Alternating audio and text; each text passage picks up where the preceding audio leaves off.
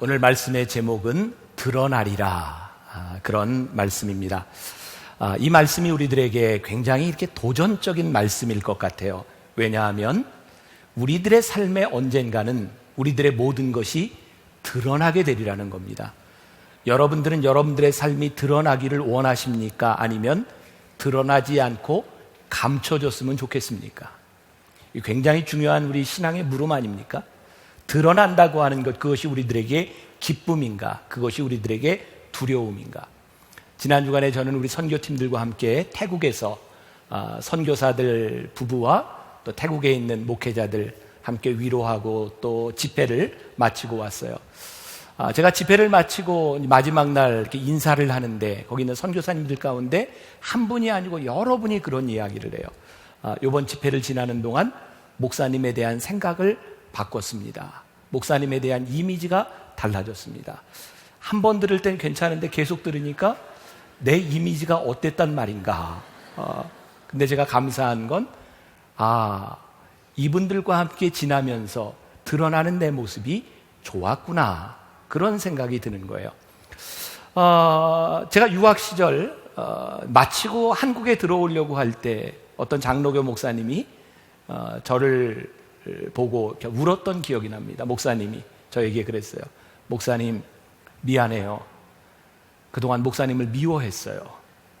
이유는 목사님이 목사 아들이라 그냥 미워했어요. 제가 그렇게 밉상입니까? 그냥 미워했다는 거예요. 그런데 참 감사한 건 지나다 보면 제가 좋아진대요. 다행이잖아요. 우리가 드러난다고 하는 것이 우리들에게 정말 좋은 일인가, 아니면 그것이 나쁜 일인가? 지난 주간에 제가 또 전화를 한 통화 받았어요. 어떤 기독교 계통의 신문 기자인데 정말 미치겠어요. 기자들 사이에서 또 이제 무슨 또 얘기가 돌았는데 제가 안마 시술소에 갔다는 뭐 또 이런 이야기가 들려서 캐고 있다고. 난 좀 드러났으면 좋겠어요. 좀 이렇게 다 CCTV 해가지고 저하고 비슷한 사람이 들어갔다 나왔나, 왜 이러는지. 제가 오늘 말씀을 준비하다가 하나님, 정말 제가 목회자로서 살아가는 제 삶이 드러나는 것이 제 삶의 기쁨이 되었으면 좋겠습니다. 내 삶에 숨겨야 될 것 때문에 가슴을 졸이는 것이 아니라 누군가에게 우리들의 삶이 드러나는 것이 기대가 되게 하여 주옵소서. 저는 오늘 여러분들에게 그런 도전을 드리고 싶어요. 언젠가는 우리들에게 모든 것이 드러나게 될 터인데 하나님, 드러나는 이 모든 것들이 우리들에게 축복이 되게 하여 주옵소서. 저는 오늘 사도 바울의 이 말씀을 통해 그에게 갖고 있는 자신감을 발견하게 됩니다. 모든 것이 드러나게 될 터인데 그가 자신감을 가졌던 이유가 있는 거예요. 그가 고린도 교회를 세웠는데, 그가 고린도 교회를 세우면서 그는 오직 하나님의 은혜를 따라 이 교회를 세웠고, 이 은혜로 세워진 이 교회의 터는 그리스도니라. 그러므로 이 모든 것이 드러나는 것, 그것이 그에게 기대감일 수 있다는 것이 참 멋지다. 제가 지금 말하는 것을 여러분들이 잘 이해하고 들으셔야 돼요. 그리고 여러분들의 자녀들에게, 만나는 사람들에게 이런 이야기를 좀 써주셔도 좋을 것 같아요. 제가 오늘 새벽에 이 글을 쓰면서 또 오랜만에 하는 얘기인데, 제가 썼지만 너무너무 괜찮은 얘기예요. 잘 기억하고 들어보세요. 성공을 위해 사는 삶은요, 비참해요. 그런데 성공적인 삶을 사는 삶은요, 복돼요. 제가 좀 설명을 합니다. 많은 사람들이 성공을 위해 삽니다. 성공을 위해 사는 것이 바람직하지 않아요.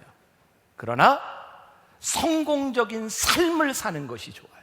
왜? 우리는 성공을 위해 사는 것이 아니라 성공적인 삶을 살아갈 때 우리의 인생이 끝나도 우리에게 후회함이 없기 때문이에요. 저는 성경에 나오는 많은 사람들의 이야기는 성공을 위해 살아간 사람들의 이야기가 아니라 믿음으로 성공적인 삶을 살았던 사람들의 이야기라는 생각이 들어요.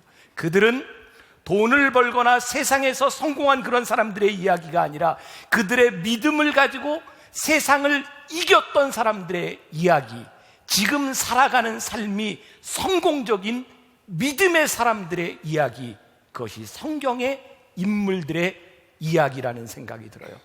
조금 더 역설적으로 이야기를 한다면 성공을 포기하는 성공적인 인생을 사는 것, 멋있지 않아요? 성공을 포기했는데 우리의 인생이 성공적이에요. 예수를 믿는다고 하는 것은 세상 가운데서 성공을 쫓아가겠다고 하는 것이 아니라, 세상에 순응하며 살아가겠다고 하는 것이 아니라, 예수를 믿는 그 믿음으로 이 세상을 이기겠다고 하는 성공을 포기한 성공적인 사람들의 이야기, 이 삶이 드러날 때 우리들의 인생이 멋지다고 이야기할 수 있지 않을까. 오늘 말씀 가운데는 터라고 하는 말이 여러 번 등장하고 있습니다. 다른 말로 이야기하면 기본이라는 말이 될 수도 있습니다. 영어 성경에는 foundation이라고 하는 말을 쓰고 있는데, 기초, 기본.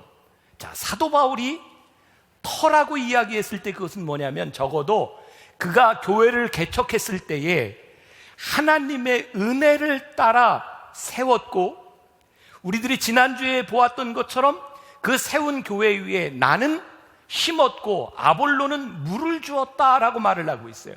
그리스도의 터 위에 교회를 세우고 나서 우리들이 무엇을 하든지 그것은 그리스도께서 하신 일이다.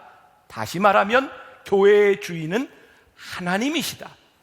교회의 신앙은, 우리들이 올바른 교회가 된다고 하는 것은 그리스도의 터 위에 교회가 세워질 때 그것이 온전한 교회입니다. 그럼 우리들이 이런 질문을 얘기할지 몰라요. 그리스도의 터 위에 세워지지 않은 교회도 있습니까? 그리스도의 터 위에 세워진 교회가 점점 변질되어 가는 것을 보게 됩니다. 왜? 그동안 우리 한국 기독교 안에 흘렀던, 교회 안에서 우리는 긍정적인 사고방식, 이런 얘기를 참 많이 했어요. 그게 잘못된 것이 아닙니다. 그러나 긍정적인 사고방식이 그리스도의 터는 아닙니다. 그리스도의 터 위에서 우리들의 삶이 긍정적으로 바뀔 수 있습니다. 그러나 교회는 긍정적인 사고를 하고자 모인 그것이 목적이 아닙니다. 언제부터인가 교회는 번영을 이야기하기 시작했습니다. 예수를 믿으며 우리들이 받을 축복과 돈, 사업의 성공, 높은 위치. 그러나 그것이 그리스도의 터 위에 세워지지 않는 것이라면 그것은 무너질 것이고 그것은 거짓될 수밖에 없는 거예요. 언제부턴가 교회에서는 병이 낫는 신유의 역사에 대해서 강조하기 시작했어요. 신유의 역사, 그것이 우리들에게 중요한 것이기는 하지만 그리스도의 터 위에서 일어나는 일인가, 우리는 질문을 해야 합니다. 그리스도를 나의 삶의 주로 인정하는 것, 교회의 존재의 이유가 그리스도 때문에 있을 때 교회는 올바로 세워지는 것입니다. 교회가 타락하고 교회가 기복주의가 되고 교회가 물질에 빠지는 것들은 그리스도의 터 위에 세워지지 않기 때문이에요. 우리가 잘 알고 있는 공산주의, 뭔가요? 유물론. 유물론은 무신론이에요. 진화론에서 출발합니다.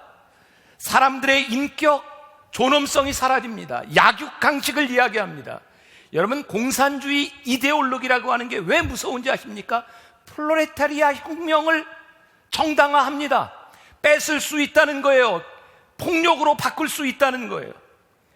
인간의 존엄성이 상실해버리기 때문에 무서운 거예요. 우리는 6.25를 지나면서 민주주의, 공산주의, 이 이데올로기가 같은 민족을 그렇게 비참하게 죽일 수 있다고 하는 것을 보면서 이념이라고 하는 것이 이렇게 무서운 일이구나. 저는 우리 인간 사회에 가장 큰 우상이 있다면 자기 신념을 제일로 삼는 것처럼 무서운 우상은 없다고 생각해요. 오늘날 우리 한국 사회에 동성애에 대한 문제들이 굉장히 많이 일어나고 있어요. 미국이나 유럽 이런 데서 일어나고 있는 이제 동성애 사제들이 동성애를 하는 사람들 결혼을 주례를 해야 될 것이냐 말 것이냐에 대한 문제들, 왜 이런 문제들이 일어날까요?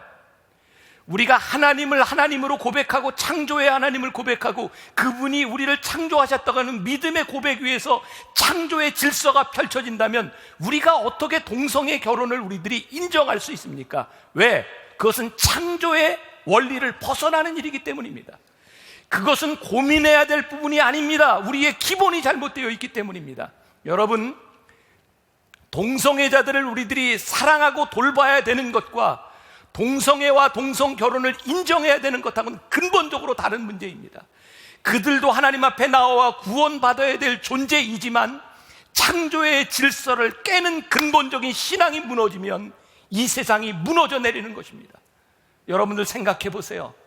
하나님을 향한 우리의 믿음이 무너지기 시작할 때 이 땅이 얼마나 무너질 수 있을지, 얼마나 어디까지 타락의 끝을 갈 수 있을지, 우리들에게 그리스도의 터 위에서 우리들이 세워진다고 하는 이 믿음이 흔들리면 이 온 세상이 흔들리고 마는 거예요. 우리들이 붙잡아야 되는 분명한 것이 있는 거예요. 고린도 교회에 발생한 문제가 무엇입니까? 사도 바울은 그리스도의 터 위에서 교회를 세웠는데 고린도 교인들이 하나님의 주권을 인정하는 것이 아니라 사람들의 주권을 주장하기 시작했어요. 왜 그랬을까요?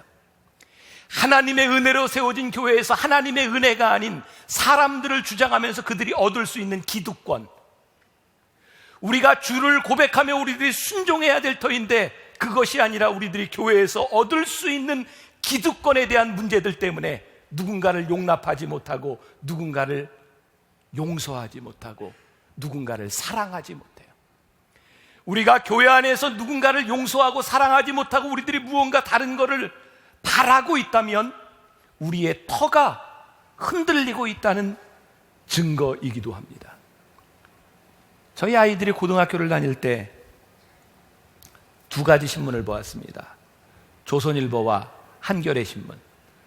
저는 두 신문을 볼 때마다 어쩌면 이렇게 신문이 다를 수 있는가, 다른 나라 신문을 보는 것 같아요. 이데올로기라고 하는 게 이렇게 무서운 일이구나. 지금 한국 사회에 우리들이 겪고 있는 이 이데올로기에 대한 문제, 교회도 여기에서 자유롭지 못한 거예요. 성직자들이 촛불 집회에도 나가고 거기에서 성만찬도 행하고, 아니 어떤 또 보수적인 목회자들은 대통령을 위해 기도회를 열고 대통령을 위해서 예배를 드리고, 아니 도대체 교회가 그리스도의 터 위에서 일어나야 될 교회가 이념에 대한 부분들로 가운을 입고 교회의 십자가를 가지고 이념을 앞세우기 시작해요. 교회는 이념의 장이 아닙니다. 그리스도의 터 위에서 다른 이념을 가진 사람들이 함께하는 곳이 교회인데, 우리는 한 하나님을 믿는다고 하면서 다른 이념을 가지고 서로에게 돌을 던지고 서로를 적대시하고 있어요. 저는 이 나라와 이 민족의 문제와 앞으로 대한민국의 통일에 대한 문제, 이거 이념으로 절대로 해결되지 않는 문제라고 생각해요. 그리스도의 터 위에서 우리들이 복음 위에서 서로를 용납하고 서로를 안아주지 않으면 우리 민족이 얼마나 비참하게, 얼마나 비극을 맞이하게 될지. 저도 교회가 그리스도의 터 위에서 주님을 주로 고백하며 우리들이 일어나는 믿음의 고백이 일어나는 공동체가 되어야 할 터인데, 처음부터 교회가 변질된 것은 아닌 것 같아요. 그리스도의 터 위에 세워진 그 교회 위에 우리들이 잘못된 것을 얹기 시작했어요. 좋은 말들을 다 씁니다. 제가 그 이단들을 보면요, 참 좋은 말은 자기들이 다 가지고 왔어요. 제가 가끔 설교하다가 우리 교회는 하나님의 교회가 되어야 합니다. 그래서 사람, 목사님 그런 말 함부로 하면 안 돼. 하나님의 교회 이단이잖아요. 이렇게 좋은 말을 이단이 가져갔어요. 그리고 우리는 하나님을 믿고 여호와의 증인이 되어야 합니다. 목사님 그런 말 하면 안 돼. 여호와의 증인이 큰일 나요. 우리는 구원받는 구원파가 되어야 합니다. 그 말도 하면 안 돼요. 구원파도 안 돼. 아무튼 다 가져갔어. 좋은 말. 좋은 말을 다 가져갔다고 그들이 좋은 것이 아니라는 거예요. 여러분들 사도 바울 시대의 고린도 교회에도 보니까 바울파, 아볼로파, 나는 게바파, 이건 그래 잘못됐다 인정을 칩시다. 근데 거기에 나는 그리스도파라, 예수파라 하는 사람도 있었어요. 그런데 문제는 그들이 예수 그리스도라고 하는 이름을 가져갔을지 모르지만 그들의 신앙의 중심이 예수 그리스도가 아닐 때 그것은 말뿐입니다. 세상에 좋은 말들은 나쁜 놈들이 다 가져갔어요. 겉으로 드러나는 그 이름에 대한 문제가 아니라 언젠가 우리들의 믿음의 기본이, 우리들의 삶이 온전히 드러나는 때가 오리라고 하는 것이에요. 그 터 위에 우리들이 교회를 세운다고 하는 것. 오늘 우리가 읽은 본문 11절에 이 닦아둔 것 외에 능히 다른 터를 닦아줄 자가 없으니 이 터는 곧 예수 그리스도라. 우리의 가장 큰 문제는 예수 그리스도 위에 세워진, 이 터 위에 세워진 그리스도가 중심이 되지 않고 우리들에게 중요한 것이 너무 많아졌다는 거예요. 여러분, 가장 중요한 건 몇 개입니까? 가장 중요한 건 한 가지입니다.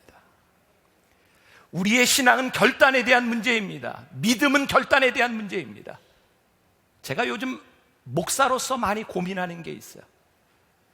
저도 수십 년 나면서부터 신앙생활을 하고 여기까지 왔고, 여러분들도 오랫동안 신앙생활을 했는데, 그러니까 교회에서 참 잘못 가르쳤구나, 잘못된 믿음을 가르쳤구나. 가장 중요한 것이, 그리스도의 터 위에서 세워지는 것이 무엇인지를 우리들이 올바로 가르쳐야 우리의 부와 명예와 성공과 이 모든 것들도 의미를 가질 텐데, 우리는 그리스도와 함께 성공의 터를 닦았고, 그리스도와 함께 돈의 터를 닦고, 그리스도와 함께 우리들의 건강의 터를 닦으면서 그리스도와 모든 것을 동일시 여기기 시작했어요. 아닙니다. 성경이 우리들에게 분명히 이야기하는 것, 인생의 가장 중요한 것이 무엇인지 그 터 위에서 우리의 인생과 교회를 생각하라고 하는 말이에요. 잘 알려진 이야기죠. 유명한 부호 카네기가 집을 지으면서 거실에 벽난로를 만들고 건축자에게 벽난로에다가 이런 글귀를 넣어달라 그랬대요. 이 벽난로는 우리의 재단이고 불꽃은 우리의 희생이다. 모토로 삼으려고 하는 거죠. 근데 집을 짓다 보니까 건축기사가 이야기합니다. 벽난로를 이렇게 설치해 놓고 보니까 거기에 글귀를 다 적을 수가 없다는 거예요. 그래서 카네기에게 글귀를 좀 줄여 주십시오 그랬더니 카네기가 절대로 그것은 줄일 수 없습니다. 벽난로를 크게 하십시오. 벽난로를 크게 만들어서 글귀를 써놨더니 이제 건축기사가 벽난로를 이렇게 크게 하면 거실하고 밸런스가 맞지를 않습니다. 그랬더니 카네기가 거실을 그럼 넓히세요. 그래서 거실을 넓혔더니 기사가 거실을 이렇게 넓히면 전체 집의 밸런스가 맞지 않습니다. 그런데 카네기가 집을 넓히세요. 그러면서 이렇게 얘기합니다. 여기에 써 있는 내 삶의 가치관보다 더 중요한 것이 없습니다. 이것을 바꾸는 것이 아니라 변할 수 없는 가치관 때문에 바뀌어야 하는 것이 있는 거예요. 여러분들이 그리스도의 터 위에 세워진 교회이다, 여러분들이 주님을 나의 주로 고백한다고 하면 여러분들의 삶에 바뀔 수 없는 그 믿음의 흔적과 그 믿음의 정의 때문에 여러분들의 삶이 어떻게 바뀌어야 하는지를 여러분들이 결단해야 하는 겁니다. 우리의 믿음이 무언가 잘못돼 가고 있었던 것은 아닌가. 고린도전서 11장 1절에 보면, 우리가 나중에 11장에서 다시 한번 다루겠지만 사도 바울이 이렇게 얘기를 합니다. 내가 그리스도를 본받는 자가 된 것 같이 너희도 나를 본받는 자가 되라. 저는 이 부분에서 참 사도 바울이 멋있었어요. 사도 바울은 자신의 완전함을 이야기하지 않습니다. 여러분, 나를 본받으세요. 나는 완전한 사람이 아닙니다. 그러나 내가 그리스도를 본받는 자가 되기를 원했던 내 마음을 본받으세요. 적어도 사도 바울의 신앙에 있어서 그리스도의 터 위에 세워진 그의 믿음과 교회가 끊임없이 그리스도를 본받으려고 했던 변치 않는 그 중심의 마음, 이것을 본받으세요 라고 얘기할 수 있었던 사도 바울이 참 위대하다는 생각이 들어요. 오늘 여러분들이 지금까지 해왔던 신앙생활의 기본, 여러분들의 신앙의 터, 여러분들이 정말 무엇이라고 이야기할 수 있습니까? 누군가 여러분들에게 여러분들의 믿음을 묻고 여러분들의 신앙을 물을 때 내 신앙, 내 믿음의 고백이 이것입니다라고 여러분들이 말할 수 있어야 합니다. 이게 여러분들 안에 있는가? 수년 전 제가 신간 서적을 읽다가 당혹스러운 글을 보게 되었습니다. 그 책에서 어떤 신문 기사를 인용하고 있었는데, 분당에 있는 김모모 목사가 심우하는 M모 교회는 대충 아시겠어요? 마케팅에 물든 잘못된 교회의 모델입니다. 그 교회는 흡연실을 만들고 교회와 지역 주민들의 의식조사를 통해, 그래서 그 교회는 마케팅을 하는 방법으로 교인들을 끌어모으는 교회입니다. 이렇게 책을 썼더라고요. 제가 그 책을 보면서 화가 났어요. 정말 화가 났어요. 그 저자를 제가 만날 수 있는 사람에게 제가 불러놓고 묻고 싶었어요. 당신이 나에 대해서 무엇을 알고 만나교회에 대해서 얼마나 압니까? 만나교회가 흡연실을 만들어 놓은 것이 마케팅이라고 생각합니까? 아닙니다. 담배를 핀다는 이유로 예배를 드리지 못하는 냄새 때문에 그 1시간만을 참지 못하는 사람도 예수님의 마음을 가지고 그들이 복음을 들을 수 있도록 흡연실에서 예배를 중계하는 이유는 그들의 영혼을 살아가는 이유입니다. 교회는 마케팅하는 곳이 아닙니다. 영혼을 사랑하는 곳입니다. 저희 교회 밑에 파구스가 있습니다. 여러분들은 어떻게 느끼는지 모르지만 파구스에는 찬양을 틀지 않습니다. 십자가도 걸려 있지 않습니다. 제가 파구스를 만들고 우리 교인들만이 이용하는 것이 아니라 이 파구스가 믿지 않는 사람들이 교회에 첫 발을 들여놓을 수 있는 컨택 포인트가 됐으면 좋겠다. 그래서 믿지 않는 사람들이 일단 마음을 열고 들어올 수 있도록 찬송가를 틀지 말라 그랬어요. 십자가를 걸지 말라 그랬어요. 그들이 여기 와서 커피를 먹다가 화장실을 가려고 교회 안에 들어오고 교회 복도를 걸어가다가 무언가를 보고 전단지를 보고 그들이 교회와 친숙해짐으로 인하여 교회가 더 이상 세상과 단절된 곳이 아니라 이 교회의 파구스를 통해서 믿지 않는 사람이 복음으로 들어올 수 있도록 하는 이유, 그것이 우리들이 파구스를 만든 이유입니다. 누군가 우리들에게 왜 그것을 만들었냐고 이야기할 때 우리들이 복음의 이유가 있어야 되는 거예요. 우리의 삶을 설명할 수 있어야 되는 거예요. 당신이 왜 그 직업을 가졌습니까? 당신이 왜 그렇게 살아갑니까? 라고 이야기할 때 내 삶의 터가 그리스도이기 때문에 내가 그것 때문에 나는 이렇게 살아갑니다 라고 말할 수 있을 때 예수 그리스도가 우리들의 주가 되고 우리들의 파운데이션이 되는 거죠. 언제부턴가 교회에서 하지 말아야 될 것들을 참 많이 가르칩니다. 여러분들 신앙생활 하면서 그런 설교를 참 많이 들었을 거예요. 이건 하면 안 됩니다. 그리스도인들은 뭐 하면 안 됩니다. 그러다 보니까 교회 안에 규정집들이 많이 생기기 시작했어요. 교단마다 헌법이 생기고 교리와 장정이 생기고, 이건 전적으로 개인적인 견해입니다. 규정집이 많아지면 많아질수록 교회는 하나님의 마음으로부터 떠나고 있다는 증거입니다. 교회는 하지 말아야 될 것 때문에 고민하는 공동체가 아니라 우리들에게 들어온 뜨거움과 그리스도의 터 때문에 우리들이 해야 될 일로 분주해지기 시작할 때 교회는 교회의 기능을 하기 시작하는 겁니다. 우리가 언제부터인가 법으로, 율법으로, 규정으로 우리의 삶을 정해놓고 있다면 이거 뭔가 우리들이 잘못되어 가고 있는 거구나. 여러분 아시는지 몰라요. 지금 제가 하고 있는 이 마이크, 제가 기억하는 한 우리나라 교회에서 예배 시간에 제일 처음으로 이 마이크를 쓴 게 접니다. 놀래주세요. 접니다. 모르셨죠? 제가 이 마이크를 쓰고 처음 설교를 할 때 어떤 교인이 저희 그렇게 얘기했습니다.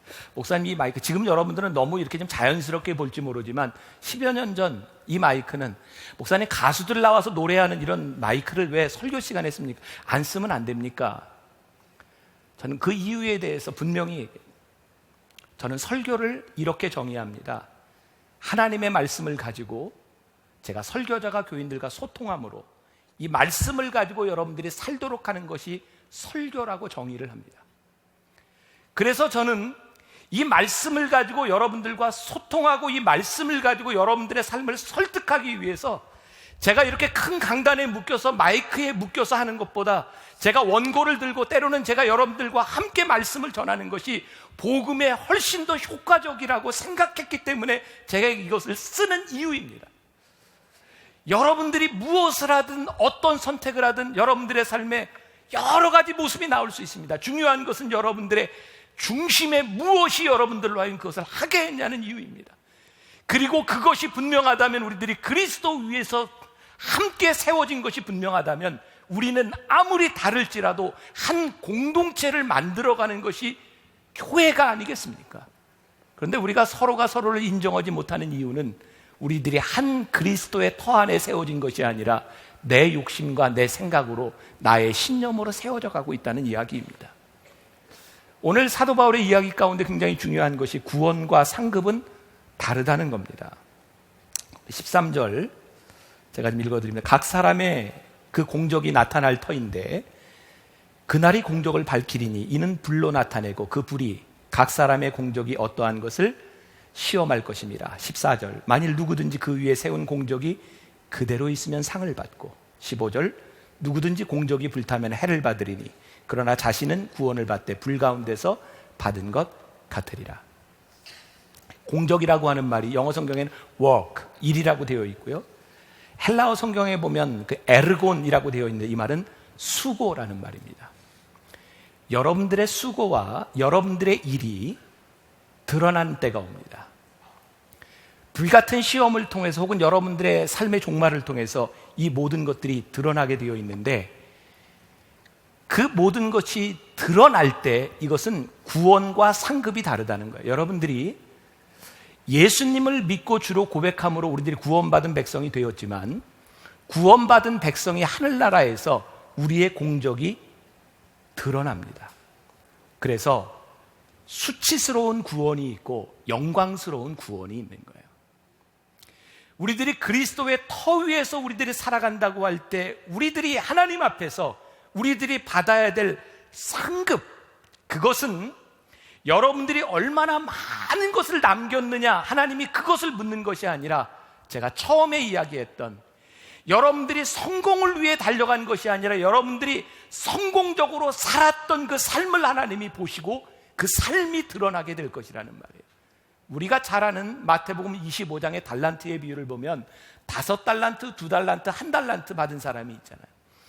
5달란트 받은 사람이 5달란트를 남기고 2달란트 받은 사람이 2달란트를 남겼는데 예수님이 똑같이 얘기해서 주인이 똑같이 얘기해요. 네가 작은 일에 충성하였으며 1달란트는 무지무지하게 큰 돈입니다.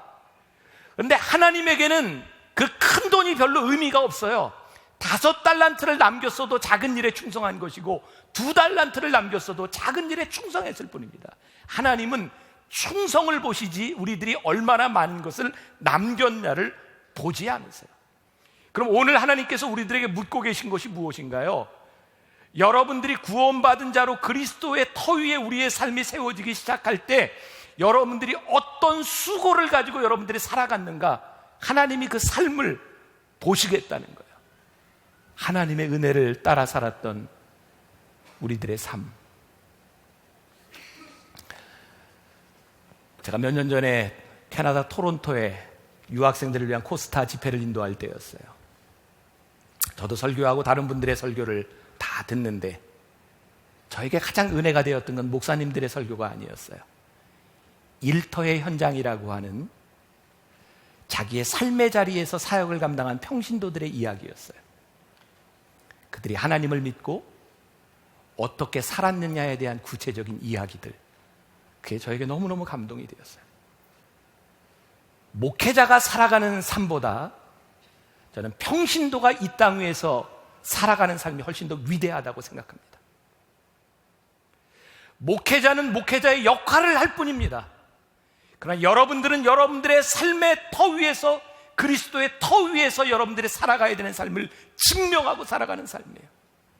우리 교회에 몇 번 오셨었죠. 그 박수웅 장로님이라고 의사인 장로님이 미국에 가서 의사가 되고 어떤 과를 선택할까 고민할 때 그분은 그때 청년들을 위한 성경 공부를 인도하고 있었는데 언제든지 시간을 내고 성경 공부를 할 수 있는 과가 무엇일까 생각했더니 마취과더래요. 마취과는 수술 시간이 정해져 있고 그때 가서 마취만 하고 오면 된대요. 그래서 그분은 성경 공부를 인도하려고 마취과를 선택했대요. 그분은 그의 삶이 너무너무 하나님께 축복을 받았다고 생각을 해요. 모든 사람이 성경 공부를 공부하기 위해서 여러분들의 인생을 결단하는 것은 아닙니다. 왜? 하나님께서 우리들에게 주신 사명과 달란트가 다 다르기 때문입니다. 그러나 한 가지 분명한 것은 여러분들이 무엇을 하든지 여러분들의 주어진 삶에서 여러분들이 무언가를 결정할 때 이유가 분명해야 한다는 것입니다. 여러분들이 어떤 직업을 가지고 어떤 돈을 벌고 어떤 위치에 올라가고 그것이 내가 그 삶을 살아야 되는 분명한 이유에서 여러분들이 그 인생을 살아갈 때 그 인생 자체가 성공적인 삶이죠. 그런데 우리는 그리스도의 터라고 생각하고 멋진 성공을 위해서 우리는 성공을 위해 쫓아갑니다. 때로는 그 성공 때문에 그리스도가 우리의 중심에서 사라지기도 합니다. 여러분 명품 좋아하세요? 명품 안 좋아하세요? 괜히 좋아한다면 좀 이상할 것 같아요. 전 좋아해요. 돈 좋아하세요? 네, 그러네. 네. 돈 좋아하세요? 네, 돈. 저도 돈을 좋아해요. 그래서 제가 쓴 책 있잖아요. 하나님 솔직히 돈이 좋아요. 돈, 좋은 옷, 좋은 물건, 좋은 구두, 좋은 집, 좋은 차, 좋은 겁니다. 그러나 그것이 왜 좋은지를 알아야 합니다. 그것 때문에, 돈 때문에 내 인생이 바뀌어지는 것이 아니고, 좋은 옷 때문에 내 인생이 바뀌어지는 것이 아니고, 여러분들의 주어진 돈이 여러분들 때문에 가치를 가져야 돼요. 여러분들이 가지고 있는 사용하는 것들이 여러분들 때문에 가치 있는 것으로 사용되어야 돼요. 그러면 여러분들 인생을 올바로 사는 겁니다. 그러나 그것들로 여러분들의 가치를 증명하려고 한다면 여러분들은 아주 세속적인 잘못된 삶을 살아가는 겁니다. 제가 어느 책에서 읽었는지 기억이 나지 않는데 너무너무 멋진 이야기입니다. 2부 때도 감탄사가 좀 나왔어요. 참고로 2부 때는 감탄사가 나왔어요. 돈을 버는 것은 기술이고 돈을 쓰는 것은 예술이다. 멋있잖아요? 돈을 버는 건 기술입니다. 그러나 돈을 쓰는 것은 예술입니다. 여러분들이 어떤 기술을 가지고 무엇이든지 할 수 있습니다. 하나님께서 여러분들에게 주신 달란트이기도 하고 여러분들에게 기술일지 모릅니다. 근데 정말 중요한 것은 여러분들에게 주어진 그 어떤 것인지 모르지만 그것이 믿음 안에 예술적으로 쓰여질 때 여러분들이 성공적인 삶을 살아가고 있다는 증거입니다. 여러분 유치하게 이념을 가지고 가진 것과 가지지 못한 것, 이념을 가지고 남을 손가락질하는 것이 아니라 그들의 삶이 어떠한지를 볼 수 있는 사람이 될 때 우리는 그리스도의 터 위에서 교회가 세워질 수 있는 겁니다.